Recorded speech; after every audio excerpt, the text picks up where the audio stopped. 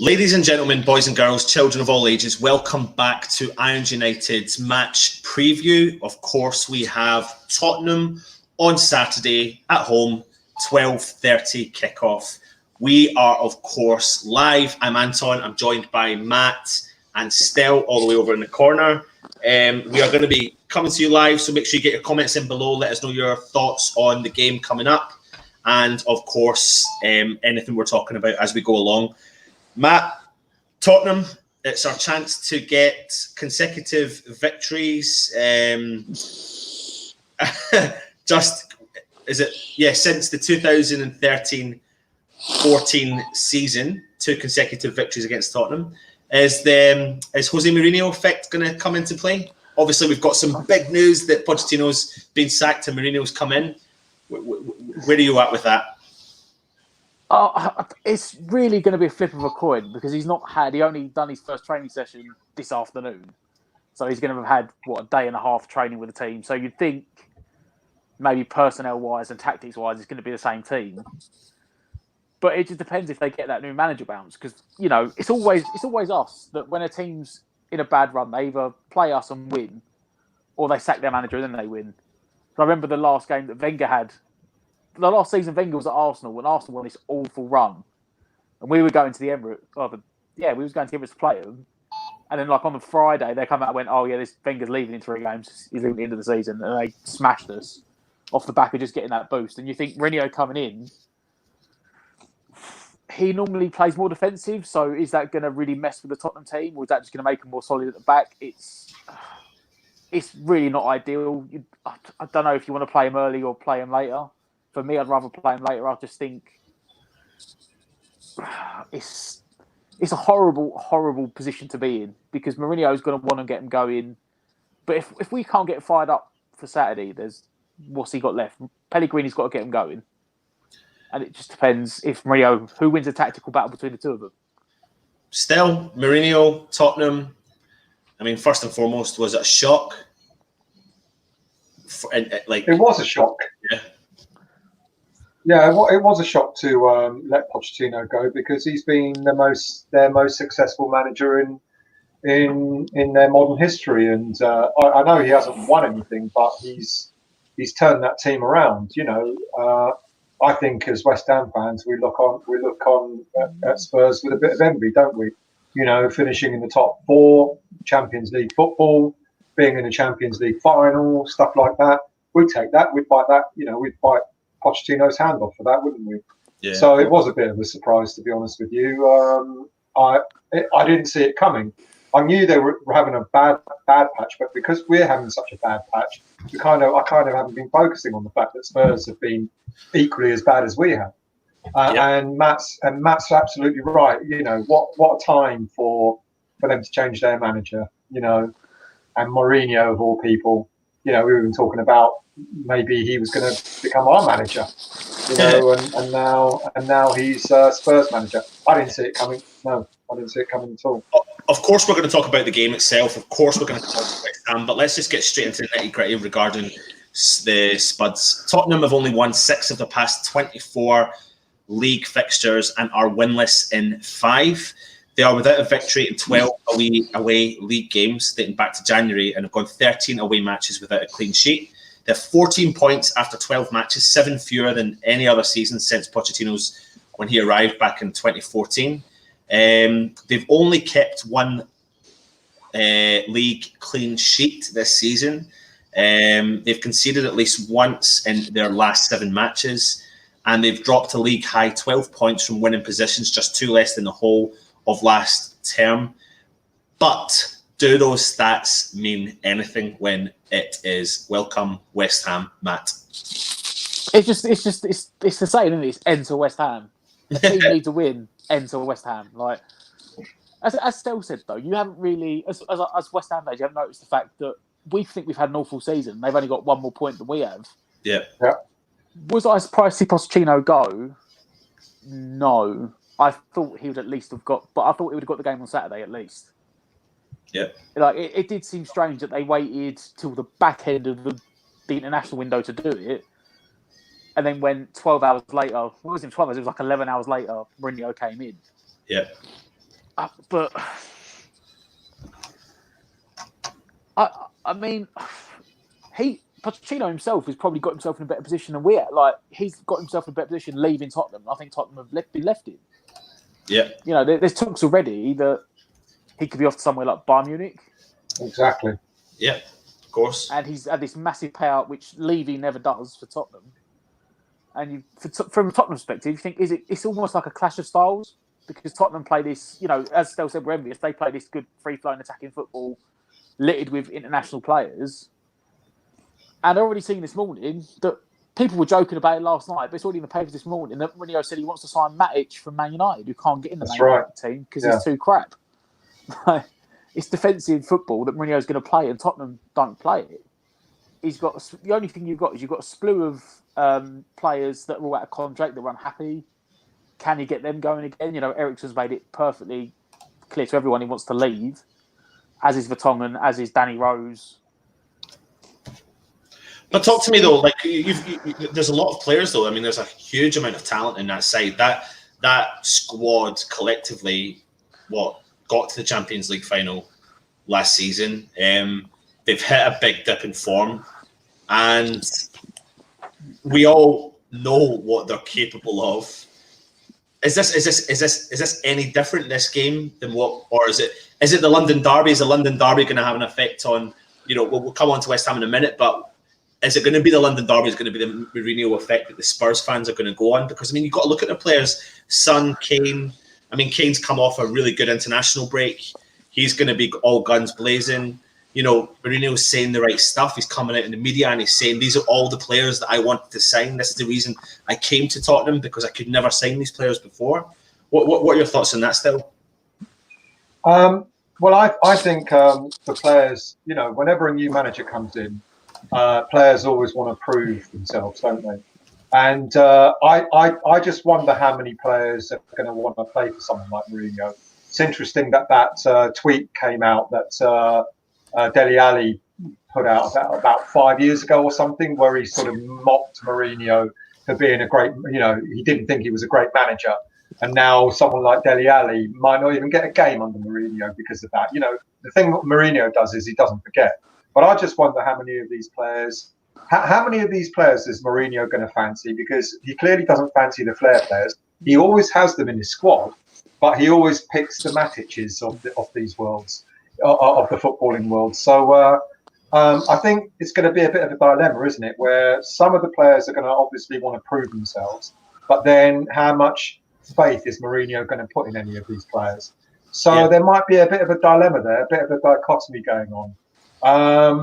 You know, and but every time it happens, you know, whenever there's a new manager in a club, players always want to try and prove their worth, don't they? So, you know, I'm guessing Tottenham are going to be up for this. You know, and the London Derby, I think, ironically, we're more up for a London Derby than a team like Tottenham are. Or let me rephrase, they're more up for a London Derby against Arsenal than they are against West Ham, I think. Yeah. You know, so it's going to be interesting. It's been announced today that Vertonghen is going to face a late fitness test, and Ndombele also as well. And of course, Lloris and Vorm and Lamela are definitely going to be missing for Tottenham. I mean, based upon the information we know, based upon the way that Spurs have been playing this season and what we know on Mourinho, I mean, what do you think, Matt, he's going to do with this squad, and how's he going to come into this game at the London Stadium? I mean, he comes into the last two games as Manchester United manager against West Ham, being defeated. I think the thing is, he's still coming in. He's still been around football. In his time out this time, he's been doing punditry off in Europe for like Premier League football. So he's still been involved. I think most people would say, barring a couple of those injuries you mentioned, the Tottenham team normally picks itself. So it's not like he's got to come in and think, oh crap, I've got 25 players, who do I pick? Yeah. You'd say, maybe apart from, you said Vertonghen's out, was Vertonghen's 50-50, and Lloris is out, and maybe Lamela, the rest of the team would pick themselves anyway. Like, I don't think he's going to struggle, but it depends. See, it's the thing is, this is why they should have put him in at the start of the window, because that then gave him 2 weeks to at least say to players that weren't on international duty, this is my tactics, this is how I play, and this is how you're going to play. Yeah. So then coming into the game on Saturday, we would have been like, we don't know how they're going to play, but he can't really do anything in a day and a half. So yeah, I think the one thing about the team picking itself, I think the one thing with Mourinho, since he started to go into all the big clubs, since his time in Portugal, the one thing that he's always liked doing, he's always liked buying big names. You know, he invests in players, and the players that kind of struggle because of that are the younger players. So I'm just wondering whether the team really does pick itself, and that's the one dilemma with between Pochettino and Mourinho. Is Pochettino had faith in youngsters, whereas Mourinho doesn't always put his faith in youngsters. You know, and if there's anything, you know, that Spurs might suffer from, it's all these youngsters that have come through that might start being sidelined because Mourinho wants to go and buy Matic and players like that. You know, so there's going to be apprehension there with it in the Spurs team. You know, so I'm not sure. I think the team might pick itself for Saturday, Matt. I think you're right. Yeah, that's what I was saying. Yeah, yeah, but moving forward, I'm not so sure. I'm not so sure. This is what I was trying to say at the start. There's a massive. This is like a massive, massive gamble from Levy. It's like a massive clash of personalities because Pochettino gave kids a chance. He was happy. Like, I think you're good enough. You can play. Like, I still remember that game. I think we played away at White Hart Lane, and I think Winks it might have been Wembley. Winks made his debut. We were like, "Who's this kid?" I think he got an assist and a goal that game. Yeah. But you said Mourinho doesn't play kids. He'd rather go and spend money on someone that's already proven. And do you think, how's that going to impact Tottenham? Because you think all the players that are in their team that have come through, that have played in the academy, that come through it, and like I said, they play attacking football, Tottenham, whereas Mourinho doesn't. Mourinho, in his first spell back in 2004 at Chelsea, played attacking football. But since he went away to Europe and come back again, he's, you know, even at Man United fans quickly found out. They didn't like the fact that he set up defensively with 4 at the back, 2 holding midfielders, and then the midfield in front.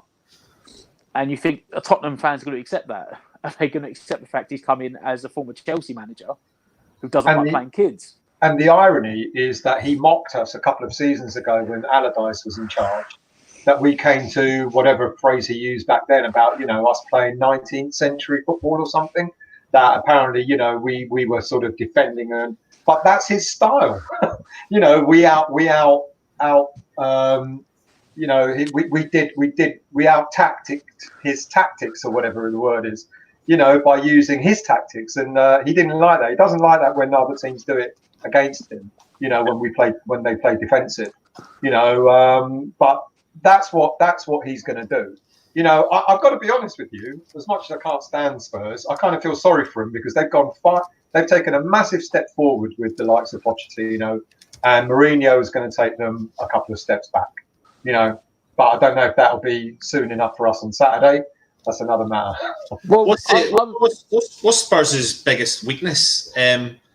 What is it we've seen over the last since August, last few months, that's been Spurs' biggest weakness? That is it the fact that they've not invested into the squad, and they've got all these games they need to play, and eventually it is catching up on them. That's 2 or 3 seasons in a row now. They've gone a long run in the Champions League last year. I mean, they've been playing European football for how many consecutive seasons before the Champions League is Europa League? And if you don't invest in that squad, it will catch up on you eventually. There's no ifs or buts about it. I've got a mate that I play football with, like tonight. He's a Spurs fan, and he said just that. He said, you know, Spurs have been running at full throttle for the last few seasons. They've had very little investment in their squad. You know, they've been battering teams and playing really good football, but that's caught up with them. You know, and it does look like it's possibly player fatigue. Clearly, there's something happening within the squad itself. And it must be bad enough for Pochettino to walk, you know.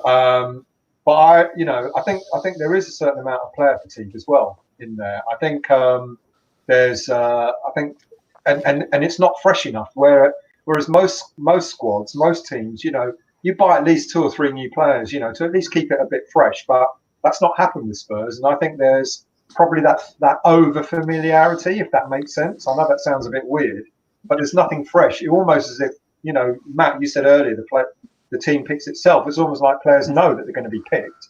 So what's there to play for? You know, you know what I mean? They're struggling at the moment with what we've had for the last couple of years until Pellegrini came in. In fact, that they've only got realistically, I think, about a 20-man squad. You know, you've got your first 11, you've got about 3 players that could push that first 11, and then they've got 5 subs. And they've heavily underinvested for years. I think I was talking about before we started. There was a stat on Sky Sports the other night that Pochettino, in his 5 years at Spurs, has on average only spent 20 million a season. It's 20 million net spend a season, which for a team in the top 4 every year is nothing, really. And we think we got it bad. It's context, obviously, from us to a Champions League team. But you think it's a Champions League team that went to the final last year, and they only spent net spend of 20 million again. Like, how can you can't sustain it? And I'd actually feel if Mourinho gets money in January and he gets a massive spend, I genuinely feel sorry for Pochettino because he's massively over. He's massively. Can you see that happening with Levy though? You know, will Levy do that? I'm not so sure because Mourinho historically always spends money. There's no. I highly doubt he would have gone into that club on the basis that he wasn't getting any money to spend. Yeah. And, you know, I think maybe Pochettino's made a couple of bad buys, but you look at where they are from where he took over and where they are now. He said they went to Champions League final last year. I tell you what, let's address the elephant in the room. Harry Kane versus Roberto. I mean, do we need to really worry about tactics? Do we really need to worry about tactics? Do we need to really worry about Mourinho? I'm a positive West Ham fan. I'm extremely concerned at Roberto's. It genuinely depends on which Tottenham team turn up. Because if the Tottenham team turned up that put 4 past Palace in half an hour at home, we're going to be absolutely crapping our pants. Can I just make a point here? Do you think managers look at goalkeepers like opposition, will look at a team like West Ham, look at Roberto, look at the fact that he is like scuffing the ball, he's not catching it, he's not strong with his hands, blah, blah, blah, and say to those kind of players like the Harry Kanes of the world who are prone to shooting from distance, let alone in the box. Hang on.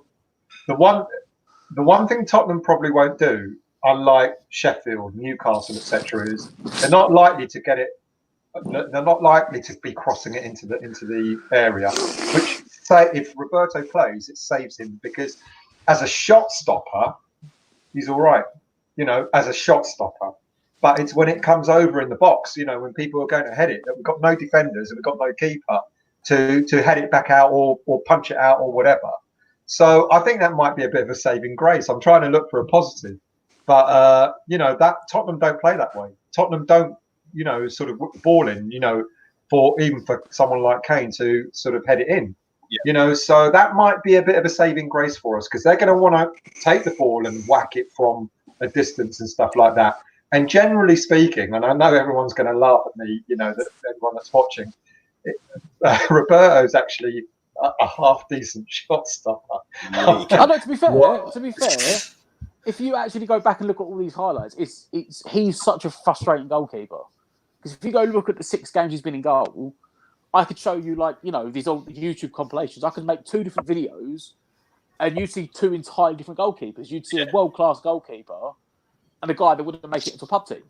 But that's the inconsistency in him, and that's the problem. He's not, like Stell said, he's shot stopping. Yeah. Like, I still remember the Bournemouth game. They should have gone 3-1 up. He went 1-1, and Roberto saved it, and we went down the other end and scored. Yeah. But then I'll give you a clip from Burnley where he punched the ball into the back of his own net. I mean, listen, Spurs come off a decent result in the Champions League. They won 4-0. It looks, I think Son's missing for this game, isn't he? Is he suspended still? Was he not sent off against them? No, I think I got rescinded, didn't he? I think it's just a yellow, I mean, he is a threat. But just, I don't know if you can see, but someone's actually made a comment here. Bill Clark, I think you may see a different side to Jose. He's a good team, regardless what we think of them. They just need to become serial winners. First season priority, stay in the Champions League. And that kind of makes a valid point there. But Bill, you know, what are you going to say to that, Matt? I've got one of my bosses at work is a Tottenham fan, and he made this really weird but kind of accurate analogy that he said it was the equivalent of when we put in Allardyce. He said Jose Mourinho is the fire sale manager for the Champions League teams. He said when a team doesn't make the Champions League and they're worried about not getting back in, you put Mourinho back in because he'll only be there 2 to 3 years, but he'll get you back in the Champions League. Yeah. Same way that you bring in an Allardyce or a David Moyes to stop you from getting relegated. He said it won't be pretty, people won't be happy, but they'll be back in the Champions League, and that's basically what they brought him in for. Yeah, good point. Good point. Right, I tell you what, this isn't the Tottenham show. We've spoken too much about them, that lot. Yeah, Fun. fuck Let's just get straight on to our beloved, and let's all feel really nice and rosy, and we're in dreamland because we're about to talk about our amazing football team. Before you do that, can I give you a couple of frightening stats? Oh no! Hang on a minute. Let me just bring these up. So, you said about the score results between West Ham and Spurs. Mourinho has had 14 games against us, and he's won 9, drawing 3 times and only losing twice. Pellegrini's record against Mourinho is played 14, won 4, 7 losses, 30 goals conceded. So even though we've been mocking him about him being a defensive manager, well, you know, they have knocked in a few goals against us. I don't know if either of you saw that video today that got very quickly deleted, but there was a video that dropped out on the official West Ham Twitter account.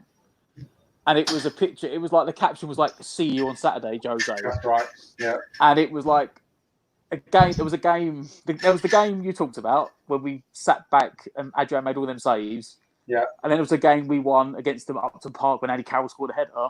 That's right. And there was a game last season, and it was like a 50-minute compilation. It was just like those goals and those saves. It was like, "Oh, we'll see you on Saturday." Yeah. And they just got absolutely our own supporters just tore into social media team. Like, what are you doing? The most stupid of things to have done. Absolutely stupid. Yeah. You know, but we like shooting ourselves in the foot, don't we? As if we haven't got enough problems. Well, I tell you what, like I said, now, let's talk about West Ham. Let's talk about the saviour of the season. Winston Reid is back. If we only got to play half an hour, sure, but we've got last 90 minutes. Right, I'll move on. You are a dreamer, mate. You are. I'll move on from that. Listen, as we're going along, please make sure you're subscribing to our channel.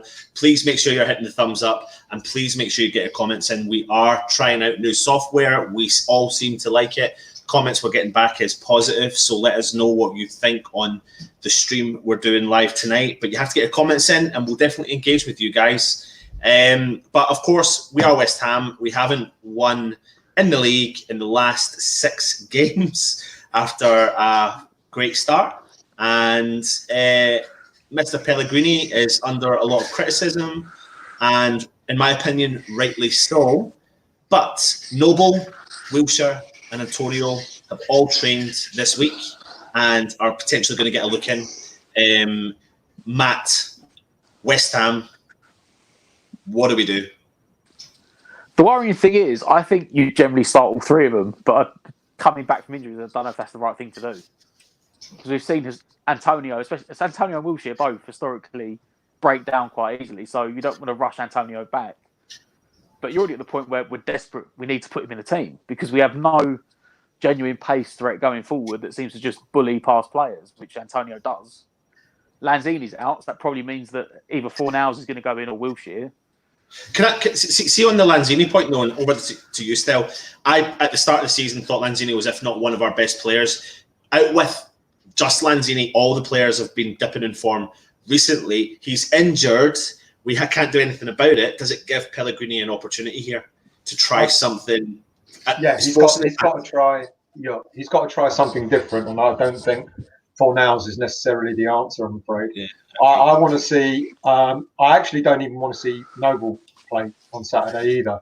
And I know he gets up for the Tottenham game, but I said in my program last night that I'd like to see Noble get up for every bloody game, not just the games that he decides to be up for. And we're too slow in midfield. And in all honesty, and no disrespect to Mark Noble, I don't mean to knock him, but I'd rather see someone else play alongside Rice tomorrow. So I think he has got an opportunity to change it. And the one player that has been on form and that can maybe do a bit of a nitty-gritty job for us is Snodgrass. And I've slated Snodgrass in the past, but I can't fault the guy. He's been the only player that's been decent for us. And I think he's got an opportunity to change it up front as well. I'd really like to see him change the formation. It's interesting what you said, Matt. About playing, three in the middle. I think we should match them light for light. I think we should go 4-3-3. And see what happens, because Allaire needs support. We need something different in midfield, and it is a gamble to start Wiltshire. I don't think he will start, to be honest with you. But I don't think it could be a gamble with Antonio. But you're absolutely right. We need him. We need him on Saturday. We need someone with pace. We need someone to run at them and make them worry about us, because we ain't got it at the moment. Yarmolenko started up top alone for Ukraine, and has been playing a lot up top himself. I mean, is that a shout to put him up top and give him support with Haller? Matt, what's your thoughts on that? I would say absolutely. I'd also probably say I was going to say no chance of it happening, but with Lanzini out and Antonio back, it does give you that option of playing Yarmolenko or Anderson in the middle to play off of Haller. I can't see him going for flat 4-4-2. He just doesn't like it, which you could do, because you've got the option of putting either Yarmolenko or Antonio up alongside Haller.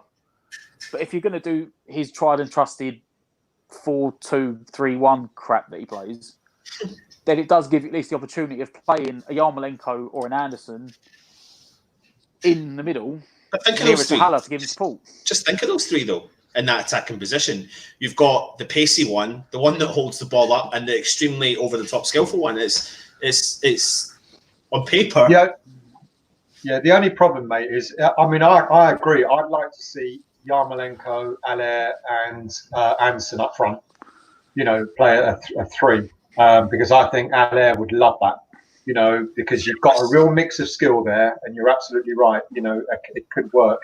The only problem is then who do you play? Which three do you play in the middle? Because that will mean Antonio won't play.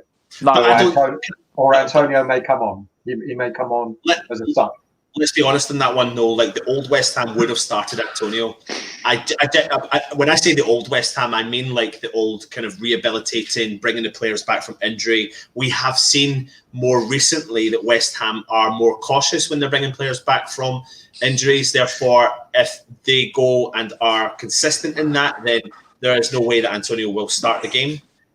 Because he's come back from such a big injury, whereas the chances of someone like Mark Noble starting the game are higher because it wasn't such a drastic injury. And the same with Wilshere. I think them two, in particular, Wilshere and Antonio, if they are going to be involved, they'll come in off the bench when needed. And I think there's more chance we'll probably see Noble. But I agree with you, Stell. I don't want to see Noble and Rice in the middle of the park, because it's just a bit not on their own. Yeah, see, I can see it being the two of them with Snodgrass. I could see him playing all three of them in a midfield three.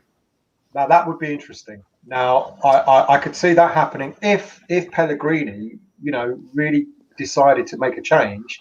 That would be an interesting take, because just the two of them alone, they're too slow, and they don't get enough help.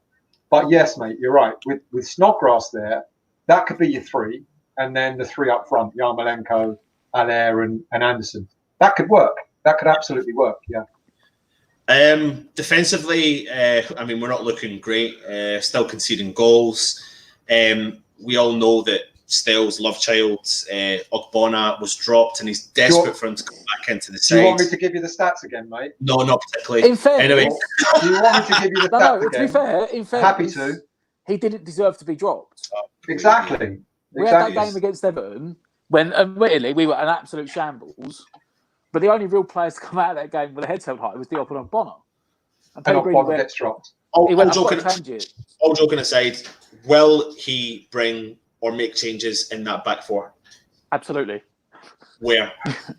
You cannot play. And the fact that Steve Bruce could see it is baffling. The fact that Pellegrini can't see the fact that he tries to play a high line with three slow players in the back four. You can't do it. You can't play Creswell, Balbuena and Zabaleta in a back four that plays a high line. Especially when you've got potentially Son and Mora on the wings running at you. It's just going to be awful. Yeah. So, for me, honestly, I'd change three in the back four. And the only guy I would still stay in would be Diop. It's interesting you say that. I don't think Diop's having such a great. Well, mind you, who is? Seriously, and no joking aside, I think you're right. Ogbonna shouldn't have been dropped, and I don't understand why. What about playing Balbuena and Ogbonna and give Diop a rest? He won't do that. No. But I like, Diop's not been great, but I think he plays better when he plays alongside Ogbonna. He's not happy playing that left-sided centre-back. But last season when we hit form, the best form partnership was between Diop and Balbuena. But that was when we were doing more of that going forward stuff. When we were doing defensive stuff, we still weren't. But again, like I said, you can play Balbuena with Diop if you're playing Fredericks next to Balbuena. You can't play Balbuena standing alongside Zabaleta. I suppose the biggest concern about us doing this debate that we're having right now is, and it is a constant debate, is the inconsistency in team selection that Pellegrini is doing all throughout the team, and in particular in defence. Because 1 week you don't know if Zabaleta is going to start and Fredericks is dropped. So when Fredericks gets a run of games, he's dropped because Pellegrini is trying to be tactical. It always goes against them, and that's the frustrating part. And then Fredericks is potentially in line for a start again. Now we're talking about Ogbonna coming back into the side again. And then, there's always this chit-chat about Masuaku and blah, blah, blah. And it's just like, you need that consistency in the back line. Like, you could easily sit there and blame the manager for inconsistency in the back line because they don't know each other. So they're going to keep conceding because they don't know who's going to start the next week.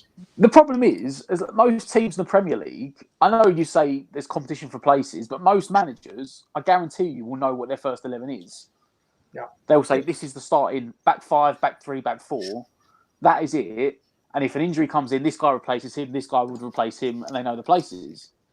Now, I think for most of us, I would say, for me at the moment, it would be Fredericks, Diop, Ogbonna, and then you can debate whichever way you want on Creswell or Masuaku. That one, I don't mind saying, tactically, depending on what the opposition is. But Zabaleta shouldn't be in the equation of, tactically, who should we play? Zabaleta is, with 20 minutes to go, you can bring him off the bench to sit right back and solidify the back 4. But there's no game in the league where no other team has slow wingers. As I said, Steve Bruce worked out when he played us. Oh yeah, just put it over Zabaleta's head and let the guy run. Mate, they did that from the minute one. It's not 20. We could all see it. You can't come in with 20 minutes to do and solidify that defence. I'm not slagging off Zabaleta because he's a shite player. He just doesn't have the legs anymore. And every single he'll still give you a 6 or 7 out of 10 in what he does. But the thing is, if you want to look at it, look at Watford. I mean, they're down the bottom of the table, but I think the average age of their back 4 is like 32. They've got the oldest back 4 in the league, so they don't push forward. Their back 4 doesn't push up, or they play a back 5 and they play wing backs, and then the wing backs can push up. We should be playing a back 4 on the halfway line with the 2 fullbacks pushing forward when you've got lightning wingers coming against you. And the fact that we could all see it and Pellegrini couldn't is a slightly worrying, to be honest. Yeah.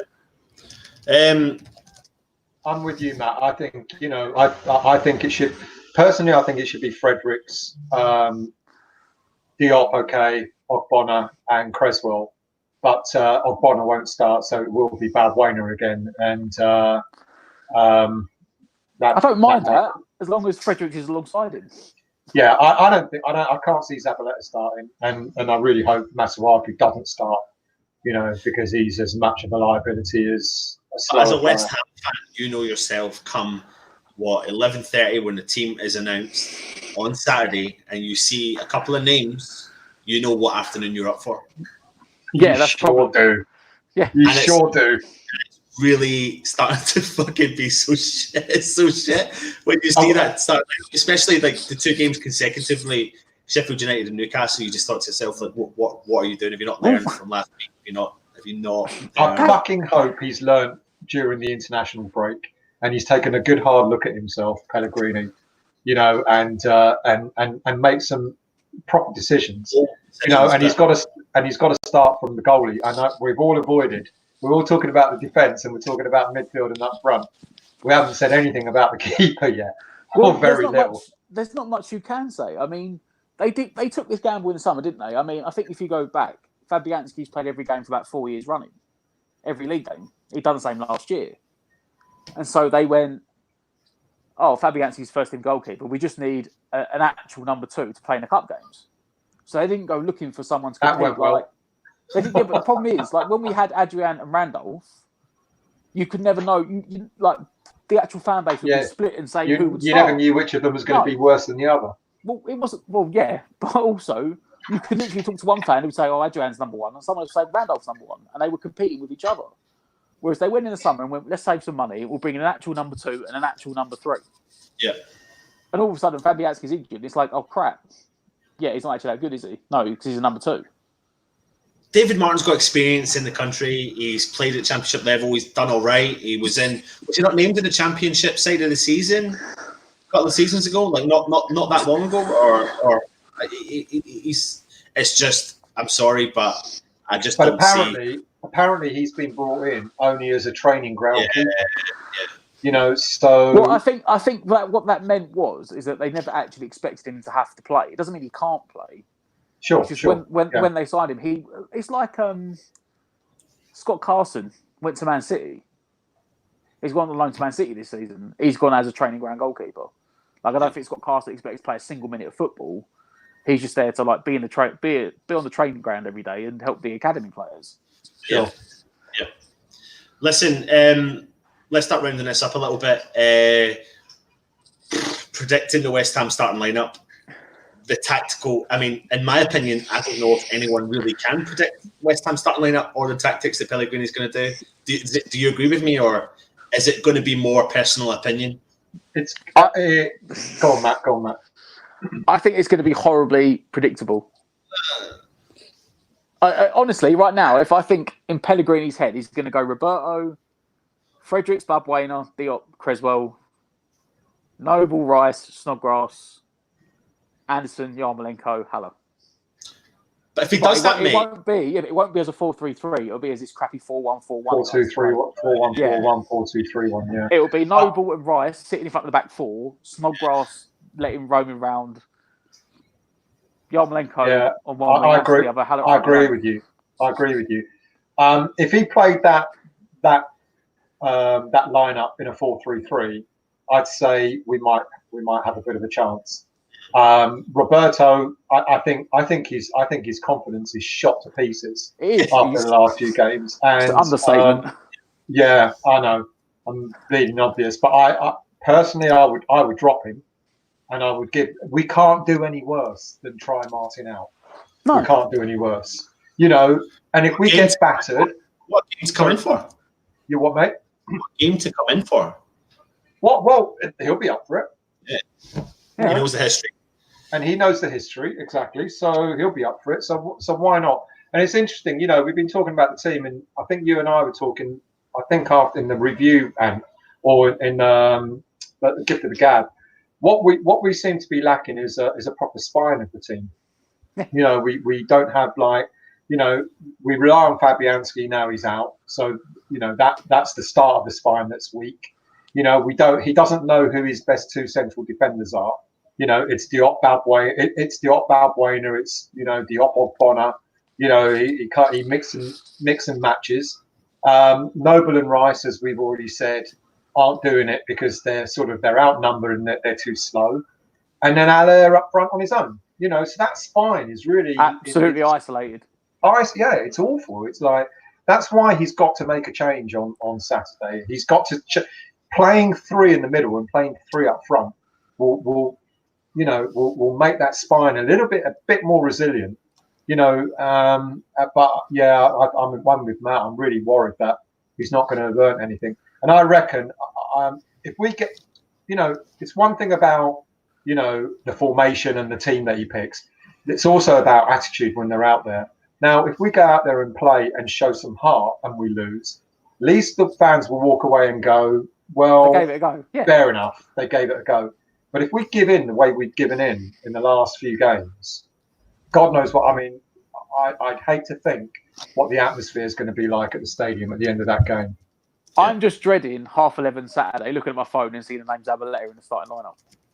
Yeah, that won't happen. But Roberto will. What were you saying that? He done it to Sheffield United and he done it to Newcastle. But I think, as I said, I could understand the reason behind the Sheffield selection, because I think he thought it was going to be a tough game and that Zabaleta would be a bit more physical. But we lost speed because of that. But then I was surprised that he continued to pick him after that.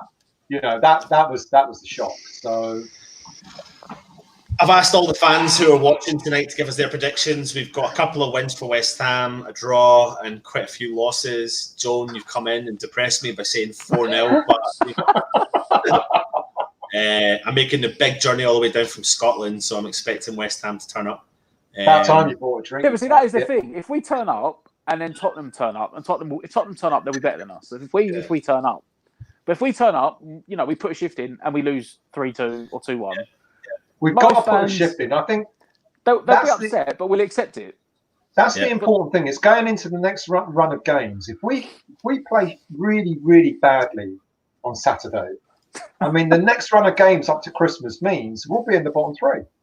But if we give it a go, even if we lose, if we give it a go, if we really put ourselves out and give it a go, and then we walk away going, right, there's hope. That's what we need at the moment. We need hope. We need to see that the players are. But then, it does go back to tactics, Mark. It's like Matt. It does go back. It does go back to tactics. It's like maybe there you go. Maybe the players don't believe in Pellegrini anymore. And there's been rumour about that. I mean, if they don't believe in his tactics, they're not gonna be able to perform. Well, I did see apparently there was like a big debate over the international break about the way they're defending. Like a lot of the players are unhappy about because the team's emphasis on defending. It seems like rather than defending as a team, they're defending as individuals, which is right. And maybe it is like they need to go back to basics, start again. Because you haven't got the confidence to play well. So play structured Allardyce style. Right? Don't mention his name, please. He might be our next manager again. Hammer made a good point here. Tony Pulis apparently is waiting for the fucking call from West Ham. Probably been leaked by our shit that is. Amazing leaks on Twitter. Great, well done, mate. The players should be confident because they never lost last week. Great point. Confidence is up, boys. Well done, Hammerwell. And we will. What is it he says? We will for the squirts. It's our cup final. Don't forget. Jones says should take one each now. But let's get on to our predictions. Matt, no pressure. What's your prediction for Saturday, 12:30, London Stadium, West Ham, Tottenham? Pellegrini has to react, and Mourinho is on his first game for Tottenham. My head says 1-1. My heart says 1-0. To West Ham. Yeah. 1-0 West Ham. That's what my heart says. My head says 1-1. Right. And your heart says 1-0. Yeah. I've got to agree with him. To be honest, yeah. I think it would be good if we come out with a draw, but more importantly, with a good performance.